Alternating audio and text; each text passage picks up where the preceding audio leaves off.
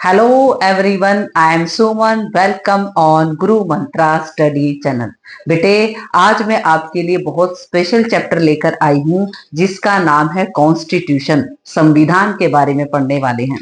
इस चैप्टर के अंदर हम पढ़ेंगे नेल्सन मंडेला के बारे में। किसके बारे में? Nelson Mandela. लेकिन कुछ स्टूडेंट मेरे पास ऐसे हैं जो वीडियोस को देखते जरूर हैं लेकिन उन्होंने चैनल को सब्सक्राइब नहीं किया है। तो आपसे रिक्वेस्ट है बेटे, आप इस चैनल को सब्सक्राइब करें। और जो स्टूडेंट बहुत अच्छा स्कोर करना चाहते हैं, चाहे वो कंपटीशन है, चाहे आप स्कूल की क्लासेस में बहुत अच्छा स्कोर करना चाहते हैं, तो आप इस चैनल को विजिट लगातार कर सकते हैं और लगातार वीडियोस को देखें। आप पाएंगे कि आपने बहुत ज्यादा इंप्रूवमेंट किया है। सोशल के अंदर 100 मार्क्स लेना कोई बहुत बड़ी बात नहीं होती। पेशेंस के साथ टीचर्स को सुनना होता है और जिस तरीके से इंस्ट्रक्शंस दी जाती हैं उनको फॉलो करना होता है। तो आइए आज वाले चैप्टर की हम जर्नी को स्टार्ट करते हैं, जिसमें हम पढ़ने वाले हैं संविधान को, यानी कि इंडिया का संविधान, किस तरीके से इंडिया के संविधान का निर्माण होता है। और नेल्सन मंडेला की कहानी से हम अपने चैप्टर की शुरुआत करते हैं। तो आइए इस जर्नी को स्टार्ट करते हैं और शुरुआत करते हैं अपने चैप्टर की। देखिए, पहले हम इंट्रोडक्शन को देखेंगे कि इंट्रोडक्शन में हम पूरे चैप्टर के अंदर पढ़ने क्या वाले हैं। इस चैप्टर को मैं आपको 1 शॉर्ट रिवीजन देने वाली हूँ। कहने का मतलब क्या है, आप 1 आवर या 1.5 आवर में इस पूरे चैप्टर को कंप्लीट कर लेंगे, जिससे आपको पूरे चैप्टर का एक स्ट्रक्चर बन के माइंड में तैयार होगा और फिर क्वेश्चन कहीं से भी आए आप बड़ी आसानी से क्या कर पाएंगे, अटेम्प्ट कर पाएंगे। देखें, अब इंट्रोडक्शन में देखेंगे सबसे पहले हम पढ़ने क्या वाले हैं, यानी कि इस चैप्टर के अंदर ऐसी कौन सी चीज है जिसको हम पढ़ने वाले हैं। साउथ अफ्रीका, हम क्या है स्टोरी पढ़ेंगे। नेल्सन मंडेला की स्टोरी को हम पढ़ने वाले हैं कि किस तरीके से उन्होंने साउथ अफ्रीका में स्ट्रगल किया और 28 इयर्स तक वो जेल में रहे। इस तरीके की कहानी हम ऐसी इसमें पढ़ने वाले हैं। Why do we need a constitution, यानी कि हमें संविधान की क्यों जरूरत होती है, यानी कि किसी देश में संविधान क्यों इंप्लीमेंट किया जाता है, इन सभी बातों के बारे में पढ़ने वाले हैं। मेकिंग ऑफ इंडियन कॉन्स्टिट्यूशन, जो हमारा इंडियन कॉन्स्टिट्यूशन है उसका निर्माण किस तरीके से होता है, इसके बारे में पढ़ेंगे। गाइडिंग वैल्यूज, यानी कि हमारा जो कॉन्स्टिट्यूशन है उसमें किस तरह की वैल्यूज को क्या है डाला गया है, ये सभी बातें। प्रियम्बल, प्रियम्बल को बोलते हैं प्रस्तावना। प्रस्तावना, प्रस्तावना का मतलब क्या होता है कि जो एक ब्रीफ इंट्रोडक्शन दिया जाता है, किसके द्वारा दिया जाता है, प्रियम्बल के द्वारा, कि इस पूरे कॉन्स्टिट्यूशन के अंदर क्या रहने वाला है, यही किसमें एक्सप्लेन है, प्रियम्बल के अंदर एक्सप्लेन है इन सभी बातों के बारे में। और कॉन्स्टिट्यूशनल डिजाइन की किस तरीके से हमारे संविधान का डिजाइन बनके क्या होता है, तैयार होता है। तो आइए इस जर्नी को हम स्टार्ट करें चैप्टर के। ये है आपका एक क्वेश्चन है आपके सामने, आप ही क्या है इस क्वेश्चन का आंसर देंगे। On which island Nelson Mandela was kept in prison, यानी कि प्रिजन में नेल्सन मंडेला को कौन से आइलैंड पर रखा गया था। तो इन सभी इस तरह के क्वेश्चन जो आपको खुद ही आप क्या करेंगे, इसका आंसर देने वाले हैं। तो आइए इस चैप्टर को यहां से नेल्सन मंडेला से शुरुआत करते हैं कि नेल्सन मंडेला कहाँ के रहने वाले थे। अफ्रीका, साउथ अफ्रीका के रहने वाले ये व्यक्ति थे। इनके साथ क्या होता है, थोड़ी सी कहानी मैं बताना चाहूंगी कि इनका जो जन्म होता है वो होता है 18 जुलाई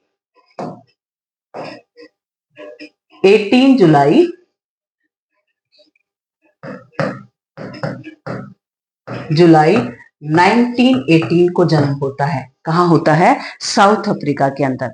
नेल्सन मंडेला को हम क्यों पढ़ते हैं कि जिस तरीके से महात्मा गांधी ने हमारे इंडिया में काम किया था, वैसे ही नेल्सन मंडेला ने कहां पर काम किया था, साउथ अफ्रीका के अंदर काम किया था। इनका एक नॉर्मल परिवार में क्या होता है, जन्म होता है। लेकिन जब इनकी एज 12 ईयर थी, यानी कि जब ये 12 साल के थे इनके पिताजी की क्या हो जाती है, डेथ हो जाती है। यानी कि इनके पिताजी की डेथ के बाद, लेकिन ये बहुत लकी थे क्योंकि ये ज्वाइंट फैमिली में रहते थे, तो इनको किसी भी तरह की कोई प्रॉब्लम नहीं आती है, ये बहुत अच्छे तरीके से अपनी स्टडी कर पाते हैं। लेकिन सोसाइटी में इनको क्या फेस करना पड़ता है, डिस्क्रिमिनेशन फेस करना पड़ता है। जैसे आप इसको बहुत सिंपल तरीके से समझेंगे, जिस तरीके से इंडिया में ब्रिटिशर्स रूल कर रहे थे उसी तरीके से साउथ अफ्रीका के अंदर भी ब्रिटिशर्स रूल कर रहे थे, और वहां पर बहुत बड़े लेवल पर डिस्क्रिमिनेशन होता था, यानी कि भेदभाव होता था, और अपार्थेड सिस्टम को फॉलो किया जाता था। अपार्थेड मैं आपको बताने वाली हूँ, जिसको क्या कहते हैं, रंग भेद कहते हैं। यानी कि इनकी जो चमड़ी थी वो क्या थी, ब्लैक थी, और बाकी जो व्हाइट्स वगैरह थे जो वहां पर उस दौरान रूल कर रहे थे, तो इनके साथ डिस्क्रिमिनेशन के साथ साथ इनका हैरेसमेंट भी किया जाता था। जबरदस्ती काम कराना, व्हाइट बस्तियों में ना जाने देना, पौंड पर ना जाने देना, पार्क्स में ना जाने देना, इस तरह की घटनाएं इनके साथ होती थी। तो इनका बचपन ऐसे ही बीतता है कि परिवार तो क्या है, एक नॉर्मल जैसे परिवार होता है इस तरीके से ये परिवार था। लेकिन धीरे धीरे जब ये ग्रोथ करते हैं, बड़े होते हैं, तो इनके साथ जो भेदभाव होते हैं ये मन में उस फीलिंग को लेते हुए बड़े होते हैं, और कॉलेज के टाइम से ही जो ये अपार्थेड सिस्टम था, रंग भेद वाला सिस्टम था, इसका क्या करने लग जाते हैं, विरोध करने लग जाते हैं। यहां से शुरुआत होती है कि कॉलेज के टाइम में ही जिस तरीके से जो व्हाइट्स थे इनके साथ विरोध करते या फिर इनको क्या हैरेसमेंट करने की कोशिश करते, तो ये उनके ऑपोजिशन में क्या करते थे, बोलते थे। तो आगे ये जॉइंट फैमिली में रहते थे। एक फिर टाइम आता है 1948 का टाइम आता है, और ये आपका साउथ अफ्रीका के अंदर एक रूल बना दिया, बिल्कुल डिस्क्रिमिनेट कर दिया। कहने का मतलब क्या है कि जो ब्लैक्स थे और व्हाइट्स थे उनके रूल बिल्कुल लिखित में ऐसे डाल दिए कि सबको इन रूल्स को क्या करना है, फॉलो करना है। अब कैसे कि बिल्कुल स्ट्रिक्ट पॉलिसीज लेकर आए कि आपको व्हाइट की बस्ती में नहीं जाना है, नहीं जाना है, और बिल्कुल ऐसे बोर्ड लगा दिए गए कि डॉग्स, जैसे हमारे इंडिया में बोर्ड लगे होते थे, dogs and Indians are not allowed here, इस तरह की स्टेटमेंट वहां पर अफ्रीका में अफ्रीका के लिए होती थी, यानी कि अफ्रीकन नेटिव्स थे उनके लिए होती थी। और ऐसे बोर्ड पर लिखकर ये कहते हैं कि अगर कोई भी ब्लैक अफ्रीकन यहाँ पर आता है, यानी कि ब्लैक चमड़ी वाला व्हाइट बस्ती में जाता है, तो वो अपने आप को क्या समझे, डेड समझे, यानी कि उसको मार दिया जाएगा। और आपकी बुक के अंदर ऐसे बिल्कुल प्रॉपर तरीके से जो बोर्ड बने हुए थे उनको दिखाया गया है। तो कई बार ऐसा हुआ है कि जो ब्लैक व्यक्ति होता था जो व्हाइट बस्ती में चला गया, उसको मारने के बाद जो भूखे डॉग्स होते हैं उनके सामने डाल देते थे, और उनकी डेड बॉडी को उठाने भी नहीं दिया जाता था। तो इस तरह की जो घटनाएं थी वो कहाँ देखने को मिलती थी, साउथ अफ्रीका के अंदर देखने को मिलती थी। अब ये जो नेल्सन मंडेला है ये महात्मा गांधी की तरह काम करते हैं। कैसे काम करते हैं कि ये लड़ना नहीं चाहते थे। क्यों नहीं लड़ना चाहते थे, वही कंडीशन थी जैसे इंडिया के अंदर थी, वहां पर भी ऐसी ही कंडीशन थी कि जो हथियार पर कंट्रोल था वो किसका रहता था, ब्रिटिशर्स का रहता था। यानी कि जो व्हाइट कम्युनिटीज थी वो कंट्रोल रखती थी हथियारों पर, और चाहे 1/3 होने के बावजूद, यानी 3/4 होने के बावजूद ये 1/4 क्या रहते, कंट्रोल करते। ये तो ब्रिटिशर्स हैं, और ये क्या है, साउथ अफ्रीकन जो नेटिव्स हैं वो ये वाले हैं, तो ये इन पर पूरा कंट्रोल रखते।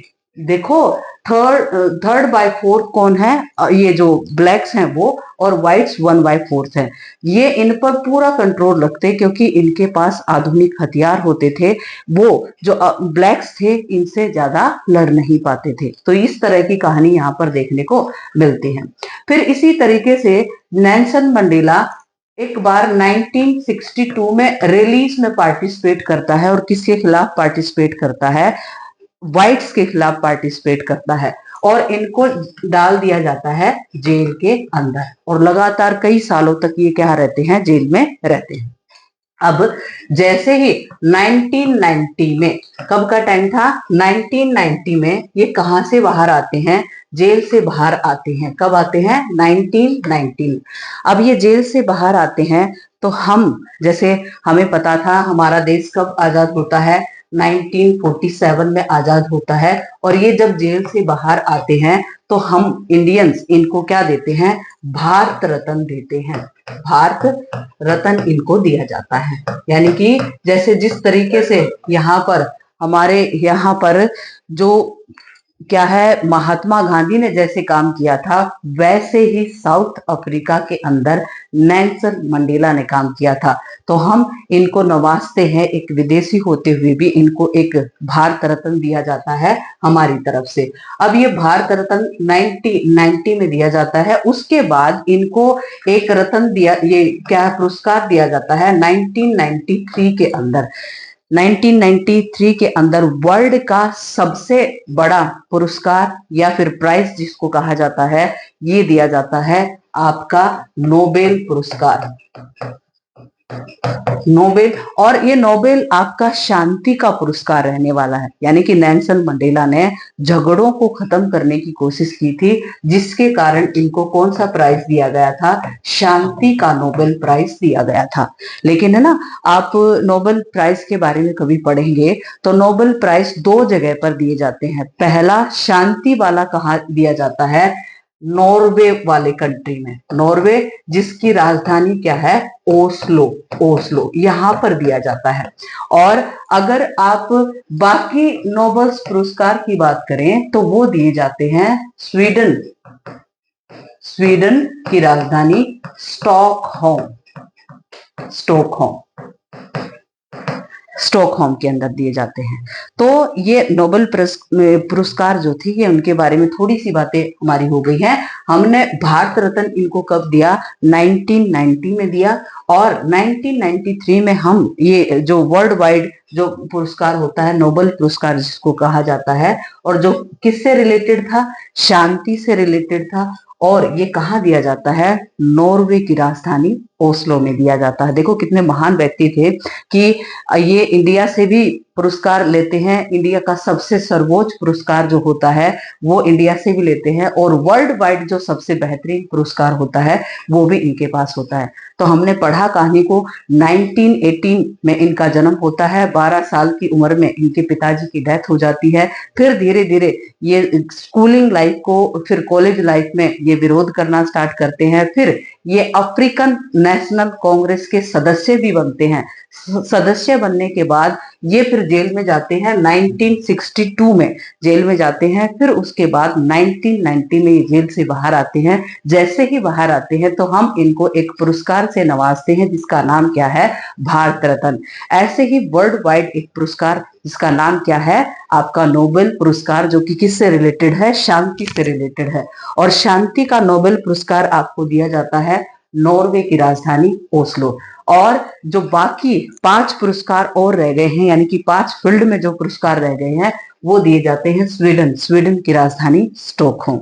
ये कहानी थी नेल्सन मंडेला के, कि उन्होंने किन किन बातों के लिए काम किया और किस तरीके से किया। अब और थोड़ा सा आगे हम देखते हैं। आगे देखो, कलर चेंज कर लेते हैं हम। अपार्थिड, अपार्थिड को क्या कहा जाता है, रंग भेद। क्या कहा जाता है, रंग भेद। रंग भेद को ही क्या कहते हैं, अपार्थिड। इस तरीके से पॉलिसी ऑफ द रेसिकल, रेसिकल डिस्क्रिमिनेशन, यानी कि हम जन्म के आधार पर जो हमारा कलर कॉम्प्लेक्शन होता है उसके आधार पर जो भेदभाव किया जाता है उसको अपार्थिड कहते हैं।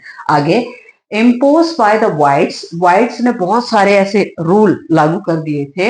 Who settle in the south Africa and later become the local rulers, यानी कि वो पहले तो शुरुआत में जैसे हमारे देश में एज ए कंपनी की तरह ये आए थे, वैसे ही ये कहां पर गए थे, साउथ अफ्रीका के अंदर गए थे। और जिस तरीके से इंडिया में इन्होंने रूल किया था, धीरे धीरे साउथ अफ्रीका के अंदर भी इन लोगों ने रूल करना स्टार्ट कर दिया था। Skin colour was made the basis of the discrimination. सबसे बड़ा भेदभाव किसके कारण होता था? स्किन कलर के कारण होता था। यानी कि यहाँ पर ब्लैक्स पाए जाते थे, व्हाइट्स पाए जाते थे। और तीसरा कहा जाता था कलर्स। कलर्स का मतलब जो हमारे जैसे होते थे ना, उनको ये क्या बोलते थे? कलर्स। यानी कि जिनका थोड़ा सा गेहुआ रंग जैसे हम हैं, तो कुछ बहुत सारे लोग यहाँ से इंडिया से भी अफ्रीका की तरफ गए थे, तो जिसके कारण वहां पर तीन कलर वहां पर पाए जाते थे, बिल्कुल व्हाइट, बिल्कुल ब्लैक, और जिनको क्या है? कलर्स कहा जाता था। आगे देखिए, अब देखो यही बातें इन्होंने कहा कि blacks and the coloured had no voting rights. यानी कि जो ब्लैक्स होते थे और हमारे जैसे कलर वाले होते थे, उनको क्या नहीं था? वोटिंग राइट्स नहीं थे। Had separate the school. School इनके क्या थे? अलग बने हुए थे। होटल्स या बीचेस वगैरह पर इनको जाने की इजाजत नहीं होती थी। सेग्रीगेशन का मतलब होता है अलग अलग होना। यानी कि अलग क्या क्या था? जो भी ये चीजें लिखी हैं, यानी कि स्कूल भी व्हाइट्स के लिए अलग, ब्लैक्स के लिए अलग, होटल है या बीचेस है, सबके लिए क्या है? अलग अलग ये चीजें होती थी। अलग होने का मतलब क्या होता है? उनमें सुविधाएं कम होती थी जो ब्लैक्स के लिए होते थे, और व्हाइट्स के लिए जो चीजें होती थी उनमें सुविधाएं क्या होती थी? ज्यादा। African National Congress led the struggle against the segregation. और एक ये कांग्रेस बनी थी, जिस तरीके से हमारे देश में बनी थी 1885 में, इसी तरीके से यहाँ पर अफ्रीकन नेशनल कांग्रेस बनाई गई थी, जो कि किसके खिलाफ काम कर रही थी? ये खिलाफ काम कर रही थी व्हाइट्स के खिलाफ। आगे देखें, apartheid declare the unjust by the many many countries. यानी कि ये जो रंग भेद वाला सिस्टम था, ये सिर्फ साउथ अफ्रीका के अंदर नहीं, ये बहुत सारे कंट्रीज में क्या किया जा रहा था? अप्लाई किया जा रहा था।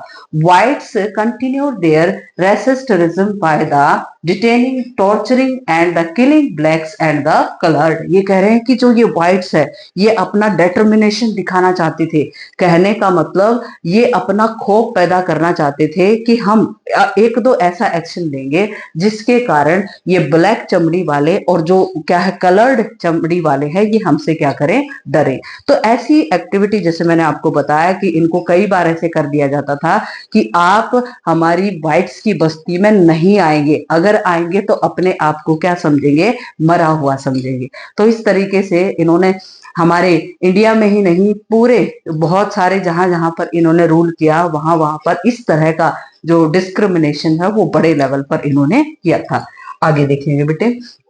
उम्मीद करती हूँ आप समझ पा रहे होंगे कि किस तरीके से साउथ अफ्रीका के अंदर नेल्सन मंडेला काम करते हैं। एक छोटा सा बच्चा बिल्कुल अपने कुछ ही एज के बाद ये समझना स्टार्ट कर देता है कि मुझे इस सिस्टम के खिलाफ लड़ना होता है। और हमारे यहाँ पर सोसाइटी के अंदर अगर हम 10-12 साल के बच्चे की बात करें, तो वो गेम्स में लगे रहते हैं, उनको पबजी खेलना है, उनको फ्री फायर खेलना है। तो इस तरह की एक्टिविटी आज हमारी सोसाइटी में देखने को मिलती हैं। लेकिन जो रेवोल्यूशनरीज होते हैं, उनका विजन बहुत आगे तक का होता है, और वो सोच के चलते हैं कि मुझे लाइफ में क्या करना है। यानी कि उनकी ऑब्जर्वेशन बहुत बेहतरीन होती है कि वो लाइफ को ऑब्जर्व करते हुए जीते हैं और फिर उसमें बदलाव की सोचते हैं। आगे देखें।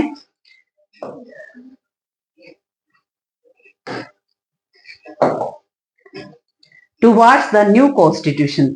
जैसे अब ये बातें हो रही हैं कि जिस तरीके से नेल्सन मंडेला ने साउथ अफ्रीका के अंदर काम किया, और ये जो अपार्थाइड सिस्टम था उस पर काम करने के बाद अब ये राष्ट्रपति बनने की कगार पर है। कहने का मतलब क्या है? अब जब ये जेल से निकलते हैं बाहर, 1990 में जेल से बाहर निकलते हैं, तो 1994 में ये कहाँ के? साउथ अफ्रीका के पहले ब्लैक प्रेसिडेंट बनते हैं। तो अब ये प्रेसिडेंट जैसे ही बनते हैं, तो अंग्रेज अब क्या होंगे? डरने लग जाएंगे।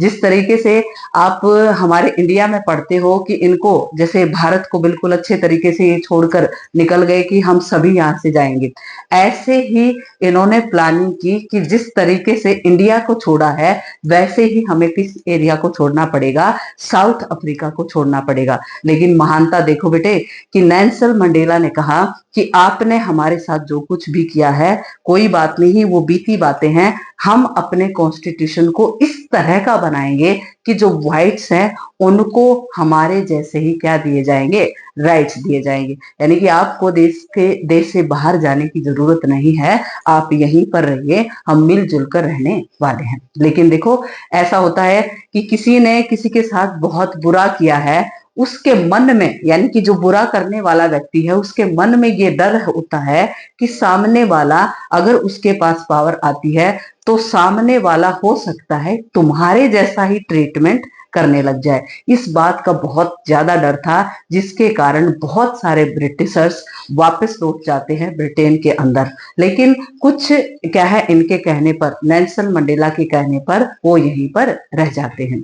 तो ये एक महानता है, एक महान पुरुष की जो क्या है सोच है, विचार है कि वो किसी कम्युनिटी से नफरत नहीं करते थे, वो नफरत करते थे तो वहां के रूल और रेगुलेशंस से नफरत करते थे कि जो ये भेदभाव हो रहा है वो क्या है, गलत है। आगे देखो, struggles and the protest made the white regime unstable. यानी कि ये जो लगातार स्ट्रगल हो रहे थे, जिस तरीके से नेल्सन मंडेला जेल में थे तो हमारे देश में जैसे भगत सिंह थे, तो बाकी जो रिवोल्यूशनरीज थे वो रिवोल्यूशन कर रहे थे और विरोध कर रहे थे। तो ये कह रहे हैं कि जो स्ट्रगल किया गया था या प्रोटेस्ट किया गया था व्हाइट रिजीम के खिलाफ, अब व्हाइट्स को ये लगने लग गया था कि अब हमारा यहाँ पर काम नहीं चलने वाला है, हमें तो यहाँ से भागना पड़ेगा। तो फिर क्या होगा कि हम यहाँ पर जल्दी से जल्दी या तो निकल जाएं, नहीं तो ये जो क्या है आपका नेल्सन मंडेला का जो कॉन्स्टिट्यूशन आएगा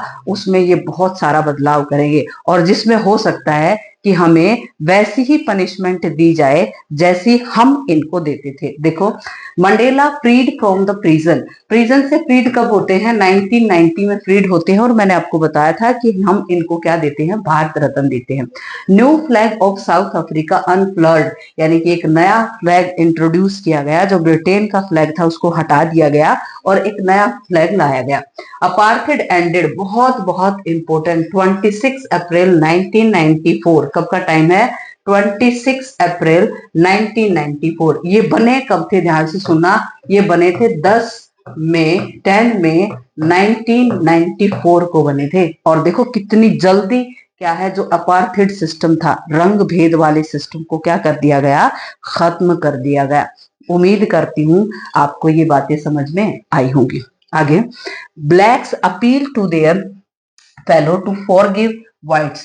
और देखो ये बहुत बहुत बेहतरीन स्टेटमेंट है कि एक ऐसा महान व्यक्ति जो ब्लैक है वो अपील करता है ब्लैक से ही कि जो व्हाइट्स हैं उनको क्या कर दो, माफ कर दो, यानी कि उनकी गलतियों को माफ कर दो।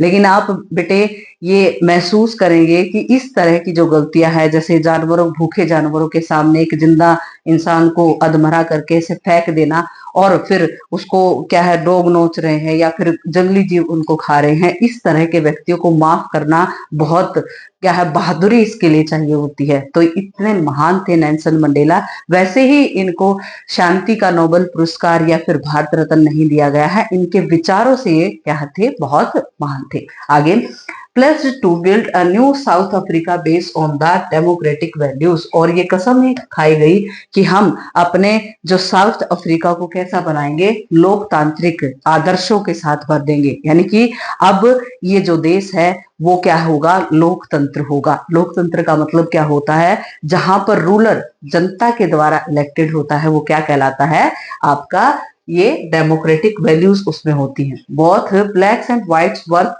टुगेदर एंड कॉमन कॉन्स्टिट्यूशन, और इसमें ये लिखा गया कितने महान हैं, कॉन्स्टिट्यूशन के अंदर प्रॉपर तरीके से ये लिख दिया गया व्हाइट्स और ब्लैक्स मिलकर रहेंगे और मिलकर काम करेंगे। आगे देखिए, south Africa become the model of the democracy लोकतंत्र का मॉडल बना। मॉडल बनने का मतलब क्या होता है, जैसे अगर हम अपने इंडिया की बात करें तो हमारे इंडिया में जो हमारा देश पार्टीशन में आता है, यानी कि हमने अपने देश को डिवाइड किया, तब ये बोला गया था कि आप पाकिस्तान बना है तो मुस्लिम कम्युनिटी उस तरफ जाएगी, और ये क्या है, इंडियन जो हिंदू कम्युनिटी है वो इंडिया के अंदर रहेगी। इस तरह की स्टेटमेंट हुई थी।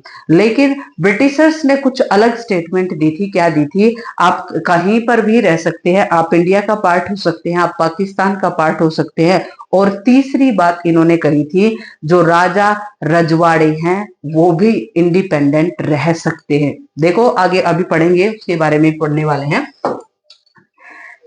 ये देखो आपके सामने इस तरह के क्वेश्चन आ सकते हैं, आपको इनके सॉल्यूशन आने चाहिए। फर्स्ट है the dash of the country is set of the written rules that are accepted by the people living together in the country. यानी कि इनमें से आपको एक ऑप्शन चूज करना है जिसका आंसर क्या रहेगा? कॉन्स्टिट्यूशन। कॉन्स्टिट्यूशन ऐसे रूल्स का सेट होता है जिसको क्या है, पूरे देश को फॉलो करना होता है।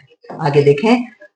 अब ये हमारा थोड़ा सा, हम अब इंडिया की तरफ बढ़ रहे हैं। हम इंडिया के बारे में पढ़ने वाले हैं, यानी कि इंडिया में कॉन्स्टिट्यूशन किस तरीके से बना, और इंडिया में कॉन्स्टिट्यूशन की डिमांड को कैसे उठाया गया, और किस तरीके से कितने व्यक्तियों ने कॉन्स्टिट्यूशन का निर्माण किया है। देखो, कॉन्स्टिट्यूशन की डेफिनेशन है, बिल्कुल क्लियर कट आती है, 1 मार्क्स में आ सकती है। A set of written rules that are accepted by the people of country, यानी कि ऐसा एक रूल्स का सेट होता है, यानी कि जिसमें बहुत सारे नियम लिखे होते हैं, कानून लिखे होते हैं, और जो कि पूरे देश के व्यक्तियों को क्या करना पड़ता है, उसको फॉलो करना पड़ता है। That's called constitution. आगे, it generate the trust and coordination, यानी कि ये क्या है, कॉन्स्टिट्यूशन अगर हमारे पास होता है तो हमें बिल्कुल ये विश्वास होता है कि ये हमारे लिए बना है और हम आपस में मिलकर रहते हैं। कोऑर्डिनेशन आता है, सहयोग आता है। आगे, it specify how the government is to be constitute and who will have the power to take which decision, यानी कि कॉन्स्टिट्यूशन के अंदर प्रॉपर तरीके से ये लिखा होता है कि हमारा जो हेड कौन होगा। हेड का मतलब क्या होता है, हमारे देश के अंदर रूल कौन करेगा। जैसे अब लगातार आप ये पावर किसको दे रहे हैं, ये मोदी जी को पावर दे रहे हैं। लगातार तीसरा टेन्योर अब आ गया है, तीसरे टेन्योर में भी आपने पावर किसको दी है, मोदी जी को दी है। यानी कि जो पॉपुलेशन है उसने किसको पसंद किया है, मोदी जी को पसंद किया है, तो तीसरे टेन्योर में मोदी जी आए हैं। ये यही तो बात कह रहे हैं कि पावर इंसानों के हाथ में होगी, वहां की जनता के हाथ में होगी, और हम चूज करेंगे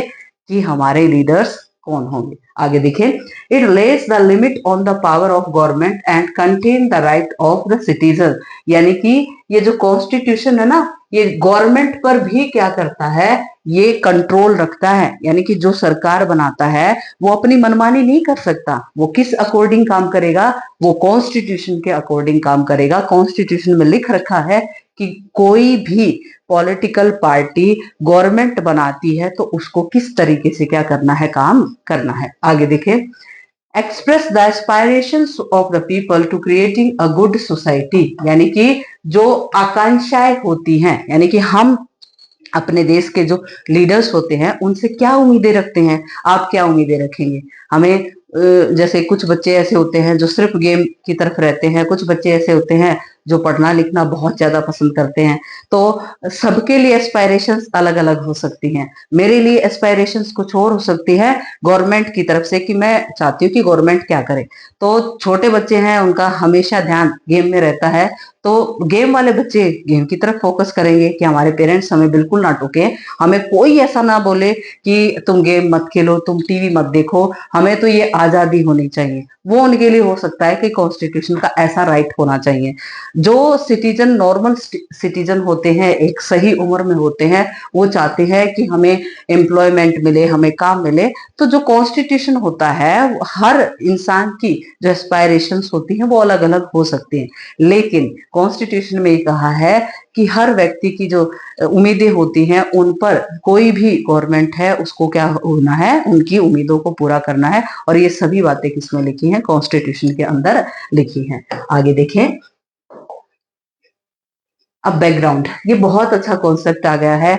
जैसे आपको थकना बिल्कुल नहीं है, कि आप ऐसे कई बार क्लास में ऐसे लेजी हो जाते हैं, आप ऐसे थक जाते हैं कि पता नहीं क्या चल रहा है हमारे साथ। ऐसे आपको नहीं करना है, आपको साथ में बने रहना है। अब हम इंडिया के बारे में पढ़ने वाले हैं, यानी कि जो हमारा इंडिया है उसका कॉन्स्टिट्यूशन है वो किस तरीके से फॉर्म हुआ और किस तरीके से बना, और आज दुनिया का सबसे बड़ा और सबसे खूबसूरत कॉन्स्टिट्यूशन हमारे इंडिया का पाया जाता है। क्यों पाया जाता है कि वर्ल्ड वाइड बहुत सारे ऐसे बड़े बड़े कंट्री हैं जिनकी बहुत बहुत अच्छी बातों को हमने क्या किया है, फॉलो किया है। तो आइए देखें making of the Indian constitution, यानी कि अब बहुत ध्यान से सुनना, थोड़ी सी बातें इसके बारे में जरूर बताना चाहूंगी कि क्या है कि हम अपने इंडिया का कॉन्स्टिट्यूशन बनाने के लिए आगे बढ़ते हैं। अब सुनो ध्यान से। ब्रिटिशर्स को अब ये एहसास हो गया था, जैसे हमारा सेकंड वर्ल्ड वॉर होता है, क्या होता है, सेकंड वर्ल्ड वॉर होता है, और सेकंड वर्ल्ड वॉर में ब्रिटिशर्स जीत जाते हैं। ये कब से कब तक होता है, 1939 से लेकर 45 तक सेकंड वर्ल्ड वॉर होता है। और सेकंड वर्ल्ड वॉर में ये ब्रिटिशर्स थे, इनकी पावर बिल्कुल कमजोर हो चुकी थी। अब इनको ये एहसास हो चुका था कि अब हमें इंडिया को छोड़ना पड़ेगा। हम प्यार से छोड़ जाएंगे तो बहुत बेहतरीन होगा, नहीं तो अब ये हमें मारेंगे पीटेंगे और फिर जाएंगे, बेइज्जती होगी। तो अब इन्होंने सोचा कि हम इंडिया को पहले ही छोड़ने की क्या बना लेते हैं, प्लानिंग बनाते हैं। इन्होंने 1946 में हमें कहा कि आप अपना क्या तैयार कर लो, कॉन्स्टिट्यूशन तैयार कर लो हमारे जाने से पहले। अब इनका क्या टारगेट था कि इन्होंने ऐसा क्यों कहा, इन्होंने, इनका कहने का मतलब ये था कि इनका अपना खुद का लालच था। लालच कैसे था कि ये चाहते थे कि हम यहाँ जैसे ही इंडिया को छोड़ के जाए तो कहीं कोई ऐसा देश ना आ जाए कि यहाँ एकदम से आकर इंडिया पर कंट्रोल कर ले, और ये बेइज्जती का कारण ना बन जाए कि ब्रिटिशर्स तो छोड़ के चले गए, इस देश ने इस पर, इंडिया पर कंट्रोल कर लिया, तो ये इनके लिए इंसल्ट का काम हो सकता था। तो इन्होंने ये सोचा था कि ये एक ऐसा डामाडोल क्या बनाएंगे, कॉन्स्टिट्यूशन बनाएंगे और कुछ सालों के बाद हम वापस लौट जाएंगे। ऐसी स्टेटमेंट ब्रिटिशर्स ने अपनी डायरीज वगैरह में लिखी है कि हम आने वाले 50 सालों में फिर दोबारा किस पर कंट्रोल कर लेंगे, इंडिया पर कंट्रोल कर लेंगे। लेकिन हम देखो आज तक क्या है, आजाद हैं और हमेशा आजाद रहेंगे। अब जैसे कोई इतिहास से सीखता है कि हमने जो इतिहास में जो गलतियां की थी हम उसको कभी भी दोहराने वाले नहीं हैं। ये तो हमारे पास भीख मांगने आए थे कि आप हमें, हम मर रहे हैं, मर रहे हैं का मतलब क्या है, इनके पास रिसोर्स नहीं थे, कि इनके पास मसाले नहीं थे, इनके पास सिल्क नहीं था, इनके पास कॉटन नहीं था, ये हमारे पास ऐसे हाथ जोड़कर आए थे। हमने तो इन पर दया की थी, लेकिन इन्होंने, ये हमारे देश पर रूलर्स बन गए, ये हमारे भोलेपन का फायदा उठा गए। कहने का मतलब क्या है कि इंडियन आपस में जो एक भोलापन होता है, या फिर जो जैसे आपस में भाई भाई कई बार झगड़ा हो जाता है, तो इन सभी बातों का इन्होंने फायदा उठाया और इंडिया इंडिया पर क्या किया, कंट्रोल किया। तो इस कारण से ये कर पाए। लेकिन हमारा देश अपने आप में पुराने टाइम में बहुत संपन्न था, किसी की भी जरूरत नहीं थी, और ये हमारे देश में रिसोर्सेज ढूंढने आए थे और रूलर बन बैठे।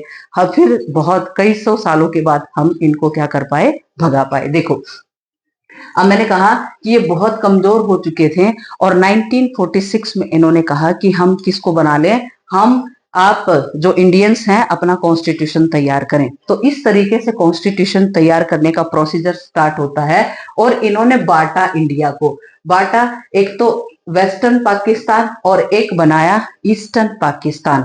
और एक और चालाकी इन्होंने चली कि जो भी इंडिपेंडेंट छोटे छोटे राजा रजवाड़े हैं वो भी इंडिपेंडेंट रह सकते हैं। कितना तोड़ दिया देश को, आप सोच के देखें कि यहाँ पर भी पाकिस्तान, यहाँ पर भी पाकिस्तान, और इंडिया के अंदर भी क्या है, आप इंडिपेंडेंट रह सकते हैं अगर कोई छोटा राजा हो तो। अब देखो कैसे कि ये बहुत ही भयानक पार्टीशन ये करके गए थे अपनी तरफ से। लेकिन आपने सरदार वल्लभ भाई पटेल का नाम सुना होगा, यानी कि सरदार वल्लभ भाई पटेल ने 600 प्लस जो रियासतें थी, छोटे छोटे राज्य रजवाड़े थे, उनको देश में जोड़ने का काम किया। और आज हमारे पास बहुत खूबसूरत देश, 8 स्टेट और 8 यूनियन टेरिटरीज हैं और बड़ी शांति के साथ हम रहते हैं। यानी कि ब्रिटिशर्स ने तो बहुत चालाकी की थी कि हम इस इंडिया को तोड़ के रखेंगे और हम फिर वापस लौट कर आएंगे, लेकिन अब वो कभी नहीं आ सकते क्योंकि हमारा देश वर्ल्ड वाइड बहुत मजबूत बन चुका है। देखें आगे कैसे। India got independence with the turmeric experience of the partition, यानी कि बिल्कुल हमारा जब पार्टीशन होता है तो ब्लडी पार्टीशन होता है। ब्लडी कैसे होता है कि यहाँ से हम जैसे पाकिस्तान की तरफ व्यक्ति जा रहे थे या फिर पाकिस्तान से इंडिया की तरफ जा रहे थे तो बहुत सारी ट्रेन भर भर के कहाँ इधर उधर जा रही थी, जैसा कि आपने एक मूवी है गदर मूवी के अंदर आपने देखा होगा कि उस मूवी के अंदर इस तरीके की जो ट्रेजरी है वो दिखाई गई है। आगे प्रिंसली स्टेट, मैंने बताया ना कि जो राजे रजवाड़े थे प्रिंसली स्टेट जिनको कहा जाता था, उनको ये कह दिया कि आप इंडिपेंडेंट रह सकते हो, आप इंडिया का पार्ट जरूरी नहीं है कि बने। लेकिन मैंने बताया ना कि सरदार वल्लभ भाई पटेल हर राजे रजवाड़े के पास गए कि अगर आप इंडिपेंडेंट रहे तो इन फ्यूचर ये ब्रिटिशर्स फिर वापस आएंगे और आपकी छोटी छोटी जो टेरिटरी है उन पर क्या कर लेंगे, कंट्रोल कर लेंगे। आपको इंडिया का पार्ट बनना चाहिए और बहुत बेहतरीन इन्होंने काम किया और इंडिया को जोड़ा। आगे देखो, they were given their choice of free to join, ये कहा कि ये जो प्रिंसली स्टेट है ब्रिटिशर्स ने कहा कि आप अलग रह सकते हो। And constitution maker were anxious about the future of India, यानी कि कॉन्स्टिट्यूशन जो बनाने वाले थे वो ऐसा बिल्कुल नहीं चाहते थे कि देश के अंदर ऐसा कॉन्स्टिट्यूशन बने कि हम एक मुट्ठी में बंद कर रहे हैं। क्या रहे, मुट्ठी में बंद कर रहे हैं। आप एक देश को, जैसे स्टेट कई सारी हो सकती है लेकिन हम नाम एक ही बोलेंगे, हमारा देश इंडिया, भारत, हिंदुस्तान। आगे द पार्ट टू कॉन्स्टिट्यूशन, अब बहुत इंपॉर्टेंट कॉन्सेप्ट आ गया है कि जो मोतीलाल नेहरू थे, क्या नाम था जिनका, मोतीलाल नेहरू, किसके पिताजी हैं आप बताएंगे। Motilal Nehru and Congress leader in 1928 and resolution of 1931 Karachi session form the basis of Indian constitution. ये कह रहे हैं कि 1928 में, कब की बात है, 1928 में मोतीलाल नेहरू ने क्या कहा था कि हम अपना क्या कर लें, अपना कॉन्स्टिट्यूशन ड्राफ्ट कर लें, बना लें, उसका स्ट्रक्चर तैयार कर लें। लेकिन ब्रिटिशर्स ने सुना ही नहीं कि वो हमेशा से ये सोचते थे कि हम हमेशा यहीं पर रहेंगे, हमें कहीं नहीं जाना है। कौन सोच रहे थे, ब्रिटिशर्स। और ऐसे ही इसी तरीके से रिसोल्यूशन का मतलब होता है उद्देश्य, और ऐसे ही 1931 कराची सेशन में ये दिखाया गया कि इस तरह का हमारा क्या होना चाहिए, कॉन्स्टिट्यूशन होना चाहिए। किसने किए ये काम, मोतीलाल नेहरू। आगे familiarity with the colonial political institution help lot by the government of India Act 1935। ये बहुत इंपॉर्टेंट कॉन्सेप्ट है कि जो ज्यादातर जो कॉन्स्टिट्यूशन बनाया गया है वो 1935 में हमारे इंडिया के अंदर एक एक्ट आया था, उसके अंदर जितनी भी बातें लिखी हैं उसी के अकॉर्डिंग हमारे कॉन्स्टिट्यूशन का निर्माण किया गया है। देखो बहुत सारी बातें जो कि अंग्रेजों के टाइम में ही यहाँ पर आई थी। The French revolution, the bill of right of USA in socialist revolution in Russia also inspire the constitution frame. अब ये कह रहे हैं कि फ्रेंच रेवोल्यूशन हुई थी। आपसे क्वेश्चन है, फ्रेंच रेवोल्यूशन कब हुई थी, आपको बताना है टाइम। आप कमेंट बॉक्स में बता सकते हैं कि फ्रेंच रिवॉल्यूशन कब हुई थी। और ये कह रहे हैं कि द बिल ऑफ राइट्स, यानी कि बहुत सारी चीजें हमने सीखी फ्रेंच रिवॉल्यूशन से, और बिल ऑफ राइट से हमने बहुत सारी चीजों को सीखा। और रिवॉल्यूशन, जो रशिया में रिवॉल्यूशन होती है, उनसे सीखते हुए हमने किसका निर्माण करने की कोशिश की, हमने अपना कॉन्स्टिट्यूशन का फ्रेम करने की कोशिश की। तो ये बहुत सारे ऐसे कंट्री हैं जो कि क्या करते हैं, ये हमें सिखाने की कोशिश करते हैं कि किस तरीके से आप, अभी आइए आपके लिए एक क्वेश्चन है, preliminary vision of the legal document is called, यानी कि शुरुआती जो फ्रेमवर्क है कॉन्स्टिट्यूशन का वो क्या कहलाता है। आप ही इसका आंसर देंगे क्योंकि मैं अभी मैंने आपको बताया है, मैं इसका आंसर लास्ट में देने वाली हूँ। अब ये सुनिए, द कॉन्स्टिट्यूशन कॉन्स्टिट्यूएंट असेंबली, जिसको क्या कहा जाता है, संविधान सभा कहा जाता है। क्या है ये, संविधान सभा। ध्यान से सुनना इसके बारे में। हमने अपना कॉन्स्टिट्यूशन लिखने के लिए, क्या लिखने के लिए, कॉन्स्टिट्यूशन लिखने के लिए हमने निर्माण किया संविधान सभा का। इसके इलेक्शंस वगैरह होते हैं, छोटे लेवल पर इलेक्शन कराए जाते हैं और इसमें कितने व्यक्ति सिलेक्ट होते हैं, 389। और ये कब का टाइम था, ये था ये आपका 1946 का टाइम था। हमने क्या बनाई, अपनी कॉन्स्टिट्यूएंट असेंबली बनाई और कितने व्यक्तियों के साथ बनाई, 389 व्यक्तियों के साथ बनाई। ये क्यों बनाई गई, कि ये तय करेंगे कि देश का संविधान किस तरह का रहने वाला है। आगे, after partition India constituent assembly 299 member that drafted the documents. ये कह रहे हैं कि 1947, यानी कि ये जो कॉन्स्टिट्यूएंट असेंबली थी ये कब बन गई थी, 1946 में बन गई थी और 1947 में हमारा पार्टीशन हो गया। तो हमारे पास अब कितने मेंबर रह गए, 299 रह गए। अब बहुत ध्यान से सुनना, ये हमारा जो कॉन्स्टिट्यूशन है उसकी फर्स्ट मीटिंग कब होती है, इसकी फर्स्ट मीटिंग होती है 9 दिसंबर 1946 को और इसके हेड बनते हैं सच्चिदानंद सिन्हा। कौन बनते हैं, सच्चिदानंद सिन्हा। लेकिन इनकी उसी रात को क्या हो जाती है, डेथ हो जाती है। तो अगली क्या है, 11 दिसंबर 1946 को राजेंद्र प्रसाद को परमानेंट हेड बना दिया जाता है। यानी कि हेड चेंज होता है। हेड क्या करता है, जिस तरीके से आप लोकसभा देखते होगे, राज्यसभा देखते होगे, सामने एक हेड बैठता है, वो मीटिंग को रेगुलेट करने में हेल्प करता है। ऐसे ही हेड बनाया जाता है। 9 दिसंबर को सच्चिदानंद सिन्हा, इनकी उसी रात को क्या हो जाती है, डेथ हो जाती है। फिर 11 दिसंबर को परमानेंट हेड बनाया जाता है जिसका क्या नाम है, राजेंद्र प्रसाद। अब ये मीटिंग्स ऐसे होती है, इसमें 13 कमेटी बनाई जाती हैं, यानी कि अलग अलग, ये जो इतने मेंबर थे इनमें अलग अलग क्या बनाए जाते हैं, आपकी कमेटी बनाई जाती है जिनको अलग अलग काम सौंपा जाता है और वो काम को तैयार करते हैं। और हमारा कॉन्स्टिट्यूशन बन के कब तैयार होता है, 26 नवंबर 1949 को बन के रेडी हो जाता है।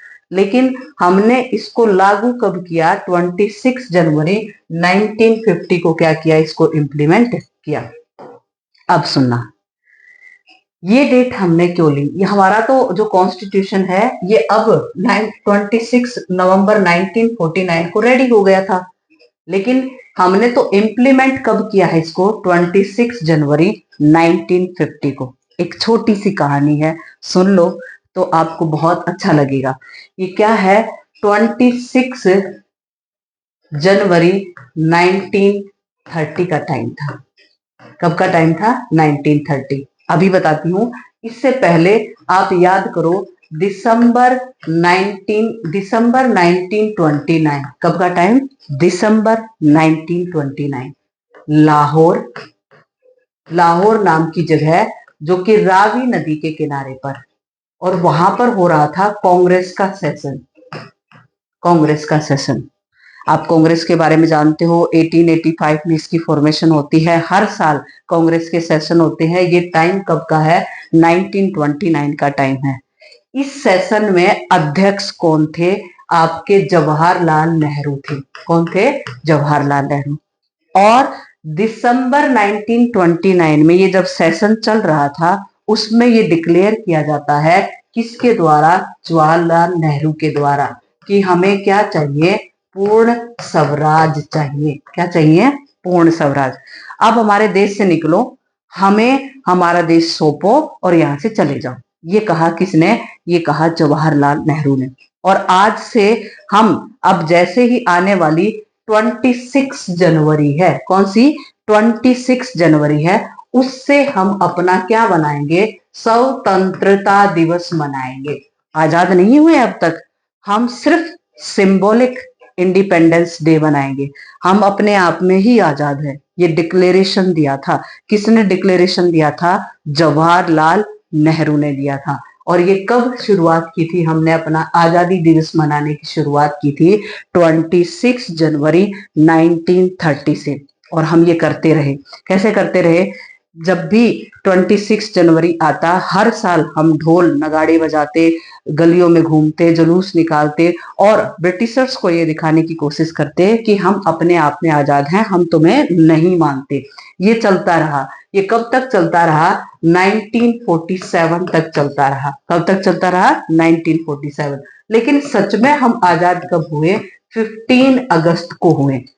ऑटोमेटिकली ये जो डेट है वो क्या बन जाती है? इंडिपेंडेंस की डेट बन जाती है, आजादी दिवस बन जाता है। लेकिन इस डेट को भी तो हमें याद रखना था, और याद रखते हुए हमने अपना कॉन्स्टिट्यूशन इम्प्लीमेंट कर दिया, जिसको रिपब्लिक डे या संविधान दिवस कहा जाता है। क्या कहा जाता है? संविधान दिवस। कब? 26 जनवरी 1950 को हमने अपना कॉन्स्टिट्यूशन क्या कर दिया? लागू कर दिया।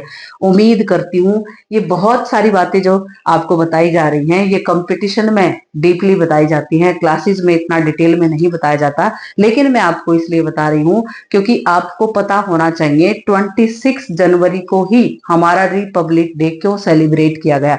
क्या आजादी से पहले हम अपने इंडिपेंडेंस को सेलिब्रेट करते थे या नहीं करते थे? बिल्कुल करते थे। और कब से करते थे? ये करते थे 26 जनवरी 1930 से। उम्मीद करती हूँ आपको ये सभी बातें समझ में आई होंगी और नया कॉन्सेप्ट आपको देखने को मिला होगा। आगे देखिए।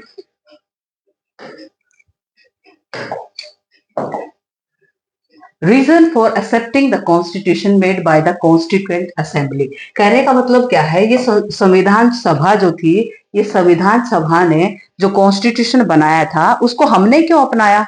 क्या जरूरत पड़ गई? अब देखो कैसे। क्योंकि देखो आपने पढ़ा होगा, अभी अभी मैंने आपको पढ़ाया कि 389 मेंबर पूरे इंडिया से यहाँ आते हैं कॉन्स्टिट्यूएंट असेंबली में और वही कॉन्स्टिट्यूशन बनाते हैं। इसका मतलब वो पूरे देश को क्या कर रहे थे? रिप्रेजेंट कर रहे थे। तो बहुत बेहतर कॉन्स्टिट्यूशन ये रहने वाला था और इसलिए हम इसको अपनाने वाले थे। देखो क्या कह रहे हैं, it reflect the broad conscious of the people of India as whole. यानी कि ये पूरे इंडिया की जनता को दिखाता है कॉन्स्टिट्यूशन कि पूरे देश की जनता के लिए इन्होंने क्या किया। No questioning on the legitimacy of the constitution. Legitimacy का मतलब क्या होता है? जो हमारा संविधान है वो इतना वैध है, इतना नियम रेगुलेशन से बंधा हुआ है, इसकी जो क्या है, इसकी जो मतलब आपके नियम कानून पर हम क्वेश्चन नहीं उठा सकते। ये बहुत बेहतरीन कॉन्स्टिट्यूशन है। आगे देखिए।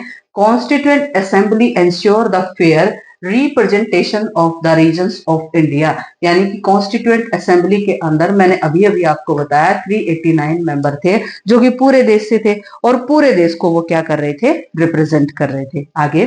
Constituent assembly work as the systematic open and the conscious manner board discussion. बहुत इंपॉर्टेंट ये कह रहे हैं, डिस्कशन और क्या होता है? डिबेट्स। कि जब कॉन्स्टिट्यूशन को बनाया गया ना तो किसी एक व्यक्ति ने इस बात का फैसला नहीं किया कि इस तरीके से रूल और नियम बना लिए जाएं। यहाँ पर बहुत सारे डिबेट और डिस्कशन होते हैं, उसके बाद किसका निर्माण किया जाता है? कॉन्स्टिट्यूशन का निर्माण किया जाता है। आगे देखिए। Every documents word spoken were recorded and the preserve for the future reference called the constituent assembly debates. यानी कि कॉन्स्टिट्यूएंट असेंबली में जितनी सारी बातें होती हैं सबको क्या कर लिया जाता है? रिकॉर्ड कर लिया जाता है। और रिकॉर्ड कर लिया जाता है और उसको क्या कहा जाता है? कॉन्स्टिट्यूएंट असेंबली डिबेट्स कहा जाता है। यानी कि सभी चीजों को प्रिजर्व कर लिया कि इन फ्यूचर कभी भी हमें ये जरूरत पड़ेगी तो हम इन चीजों के डॉक्यूमेंट्स वगैरह या फिर चीजों को डिस्कशन डिबेट्स जो हुई थी हम उनको दोबारा क्या कर सकते हैं? सुन सकते हैं। आगे। All countries that have constitution. सभी देशों के पास कॉन्स्टिट्यूशन है। क्या वो आर नॉट नेसेसरी डेमोक्रेटिक? जरूरी नहीं कि वो डेमोक्रेटिक हो। दूसरा ऑप्शन, आर नेसेसरीली डेमोक्रेटिक? वो जरूर डेमोक्रेटिक हो सकते हैं। They can only have the condition if they are democratic. यानी कि उस देश में ही कॉन्स्टिट्यूशन हो सकता है जहां अगर वो डेमोक्रेटिक है। None of these. इसमें से आप आंसर बताएं कि क्या होगा। तो बहुत सोचे समझे, मैं लास्ट में इसका आंसर बताने वाली हूँ। अब हमारा जो कॉन्स्टिट्यूशन है, हमारी जो आजादी है, वो किसी एक व्यक्ति के कारण नहीं, बहुत सारे हमारे लीडर्स रहे हैं जिनके कारण हमें ये आजादी मिली है। आज आप इस देश में एक स्वतंत्रता की सांस ले पा रहे हैं ना, वो हमारे लीडर्स के कारण पॉसिबल हुआ है। तो ऐसे ये कह रहे हैं कि गाइडिंग वैल्यूज, यानी कि जो वैल्यूज हमारे कॉन्स्टिट्यूशन के अंदर डाली गई हैं, उनको गाइड करने वाले कौन कौन व्यक्ति थे। आपको चेहरा दिखाई दे रहा है, महात्मा गांधी। महात्मा गांधी दोनों the constituent assembly still member followed his vision. Underline करना, ये क्या है, सोशल, इकोनॉमिक, पॉलिटिकल और कल्चरल इक्वलिटी। महात्मा गांधी के विचारों के आधार पर हमने अपने कॉन्स्टिट्यूशन के अंदर सामाजिक, आर्थिक और राजनीतिक स्वतंत्रता या इक्वलिटीज को हमने सभी लोगों में दिया है। यानी कि सबको अधिकार है एक जैसा जीने का, कल्चर को फॉलो करने का या फिर पैसा कमाने का, सबका अधिकार है, इक्वलिटी है।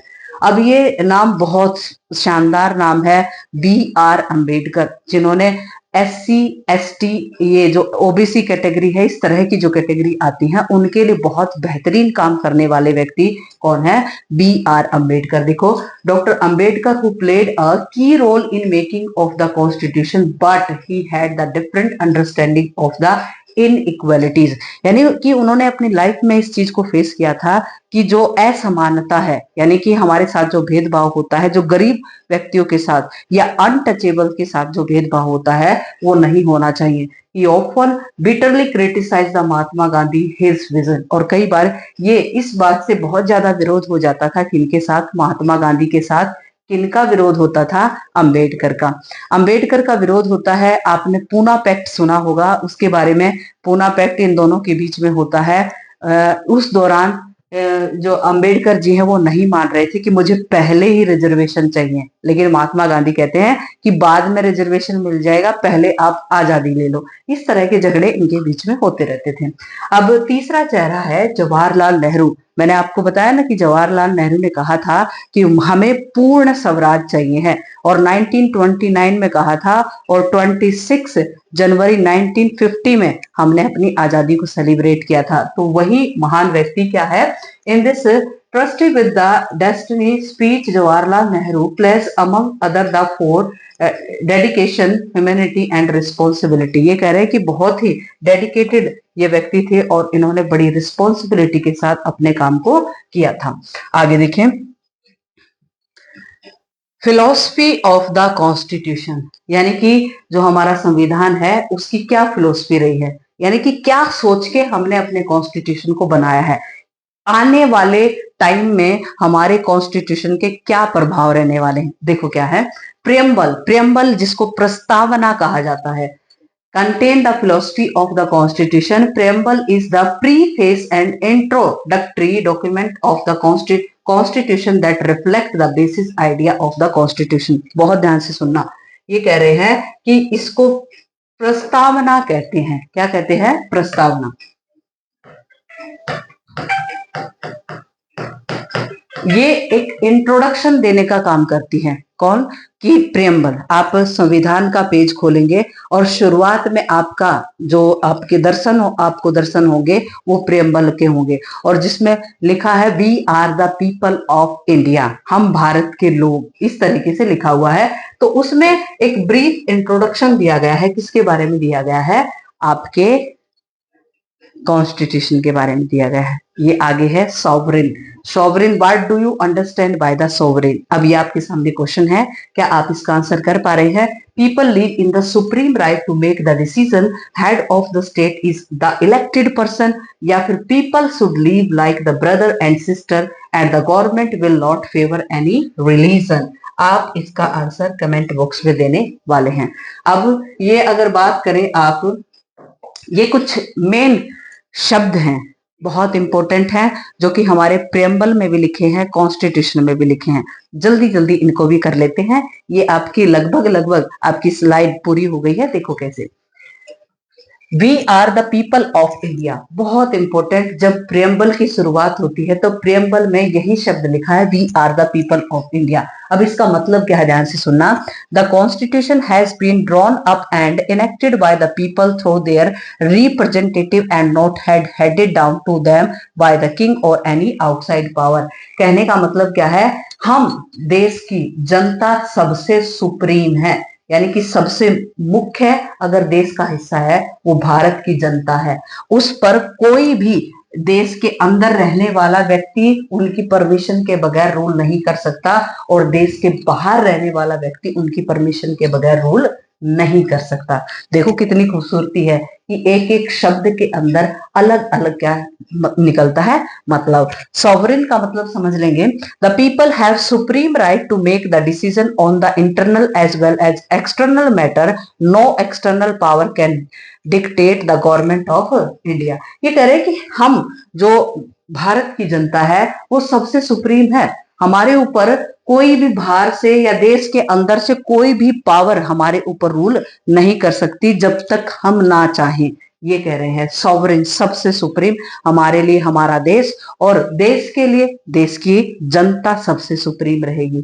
आगे सोशलिस्ट, सोशलिस्ट का मतलब क्या होता है, जहां पर गवर्नमेंट का ज्यादा कंट्रोल होगा वही एरिया क्या कहलाएगा, सोशलिस्ट कहलाएगा, समाजवादी कहलाएगा। देखो कैसे, wealth is generate socially and should be share equally by the society, government should regulate the ownership of the land and industry to reduce the socio economic inequality. ये कह रहे हैं कि जमीन जायदाद पैसे पर ज्यादा से ज्यादा कंट्रोल किसका रहेगा, गवर्नमेंट का रहेगा, ताकि सोसाइटी के अंदर जो असमानताएं फैली हुई है उनको क्या किया जा सके, कम किया जा सके। कैसी असमानताएं, किसी के पास ज्यादा पैसा है, किसी के पास कम पैसा। कई बार ऐसा होता है कि बहुत बड़े बड़े परिवार, बड़ी बड़ी गाड़ियां बहुत सारे लोगों के पास होती है, और कई बार ऐसा देखने को मिलता है कि बहुत सारे गरीब व्यक्ति जो सड़कों पर भी रहते हैं। तो ये क्या है, इक्वलिटी देने की कोशिश की जाएगी, वही कह रहे हैं सोशलिस्ट। सेकुलर, बहुत शानदार शब्द। सेकुलर का मतलब क्या होता है, किसी देश के अंदर एक धर्म को सुप्रीम नहीं माना जाएगा। अब हमारा इतना खूबसूरत देश है, हमारे देश के अंदर कई सारे धर्मों के व्यक्ति पाए जाते हैं, जैसे हिंदू है, मुस्लिम है, बौद्ध है, जैन है, पारसी है, इस तरीके से। तो हम किसी एक धर्म को प्रेफरेंस नहीं देंगे ऑफिशियल। क्या लिखा है, citizens have complete freedom to follow any religion, but there is no official religion government treat as the religious belief and practice with the equal respect। यानी कि सभी धर्मों की क्या की जाएगी, रिस्पेक्ट की जाएगी। अगला शब्द देखो क्या है, डेमोक्रेटिक। हमारा देश आजाद है, कैसे, और हम लोकतंत्र हैं, यानी कि हमारा देश जनता का शासन है हमारे देश के अंदर। कैसे, a form of government where people are enjoy equal political rights, elect their rulers and hold them accountable। बहुत इंटरेस्टिंग शब्द है ये, बताती हूँ अभी। hold them accountable and government is run according to the some basis of rule। यानी कि जिस देश के अंदर देश का हेड जनता के द्वारा चुना जाता है और वो क्या होता है, अकाउंटेबल होता है। कहने का मतलब जो उसने काम किए है ना वो उनका पूर्ण रूप से जिम्मेदार होता है। अच्छे काम हुए तो लीडर जिम्मेदार, बुरे काम हुए लीडर जिम्मेदार, अकाउंटेबल होता है। आगे, इक्वलिटी। हमारे देश में सभी इक्वल हैं, धर्म के आधार पर इक्वल हैं, जाति के आधार पर इक्वल है, एजुकेशन के आधार पर सबको एक जैसी एजुकेशन देनी है, सबको राइट्स है, equality. all are equal before the law and traditional social inequality to be ended, and the government should ensure the equal opportunity for all। Job के लिए सबके पास एक जैसी अपॉर्चुनिटी होनी चाहिए, इसी को क्या कहते हैं, इक्वलिटी कहते हैं। जस्टिस, जस्टिस का मतलब क्या होता है, न्याय। न्याय में आपने पढ़ा होगा जुडिशरी, क्या पढ़ा है, जुडिशरी, कि हमारे देश में सबके लिए एक जैसा न्याय होगा। कैसे, citizen cannot be discriminate on the ground of caste, religion, gender, social inequality have to be reduced। यानी कि जाति के आधार पर, धर्म के आधार पर, जेंडर के आधार पर हमारे देश में किसी तरह का अगर कोई गलत भेदभाव होता है तो उसके लिए हमारे पास क्या है, जस्टिस है, न्याय है। उनके साथ भेदभाव हम नहीं होने देंगे। हमारे पास कोर्ट्स हैं, हम कोर्ट्स में जाएंगे और अपने अधिकारों के लिए लड़ेंगे, तो न्याय किया जाएगा। आगे देखो, लिबर्टी। लिबर्टी तो सबसे इंपॉर्टेंट है। आप जानते हो, आप आजादी से आप खुद रहना चाहते हो, आप अपने घर में आजादी से रहना चाहते हो, आप अपने तरीके से लाइफस्टाइल को जीना चाहते हो। तो लिबर्टी का मतलब क्या होता है, आजादी। कैसे आजादी? There is no unreasonable restrictions on the citizen, what they think, how they wish to express their thoughts and the way they wish to follow up their thoughts in actions. कहने का मतलब क्या है कि हमें बिल्कुल हम जैसा सोचते हैं, हम जिस तरीके से रहना चाहते हैं, हमें क्या होनी चाहिए, आजादी होनी चाहिए। आगे, रिपब्लिक। रिपब्लिक का मतलब क्या होता है? जैसे मैंने अभी अभी आपको बताया था कि हमारा देश रिपब्लिक कब बनता है, 26 जनवरी 1950 को बनता है। तो यही कह रहे हैं, the head of state and elected person, यानी कि किसी भी देश का हेड इलेक्टेड होगा and not a hereditary position, यानी कि उस देश में उस व्यक्ति की क्या नहीं होगी, जो हेरिडिटरी का मतलब क्या होता है, पीढ़ी दर पीढ़ी जब पावर को ट्रांसफर किया जाता है, दैट्स कॉल्ड हेरिडिटरी। आगे, all of us should behave as if we are member of the family, no one should treat the fellow citizen as inferior। ये फैटर्निटी शब्द है। क्या है? फैटर्निटी। फैटर्निटी का मतलब क्या होता है, भाईचारा। भाईचारे का मतलब क्या होता है कि हम देश में आपस में मिलकर रहेंगे और भाई भाई की तरह रहेंगे। इस तरह की सोच के साथ हम अपने इंडिया को बनाते हैं, दैट्स कॉल्ड फैटर्निटी। क्या कहलाता है? फैटर्निटी। ये आ गई है आपकी लास्ट स्लाइड।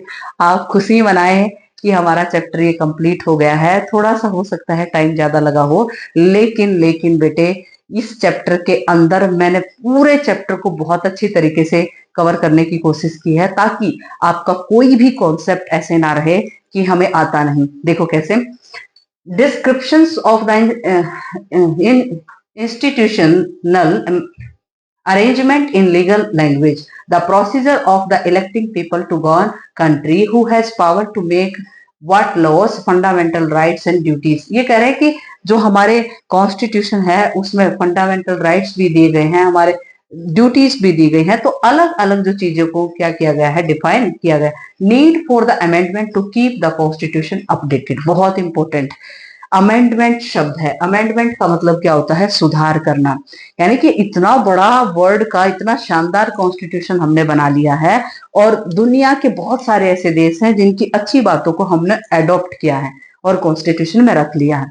लेकिन हमारा कॉन्स्टिट्यूशन इतना खूबसूरत है कि उसके अंदर वो बहुत फ्लेक्सिबल है, उसके अंदर टाइम टू टाइम हम क्या कर सकते हैं, सुधार कर सकते हैं। तो ये अमेंडमेंट का मतलब क्या कह रहे हैं कि अमेंडमेंट का मतलब हम अपने कॉन्स्टिट्यूशन को इतना फ्लेक्सिबल बना के रखे हुए हैं कि अगर जरूरत पड़े तो हम उसको क्या कर सकते हैं, उसमें सुधार कर सकते हैं। कुछ आर्टिकल्स, कुछ लॉ, कुछ नियम कानून हम उसमें और ऐड ऑन कर सकते हैं।